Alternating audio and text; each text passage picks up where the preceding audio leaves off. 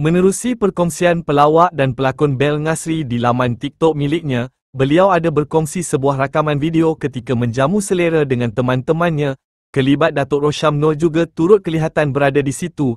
Menerusi kapsyen pada video yang dimuat naik berbunyi, "Hari ni dapat berbuka dengan orang paling dibenci ketika ini," yakni @Rosham Nor yang suka kemam bibirnya. Namun, lebih mencuit hati apabila gelagat Bel Ngasri yang cuba mengajuk gaya Datuk Rosham Nor mengemam bibirnya dalam drama bertajuk Keluarga Itu.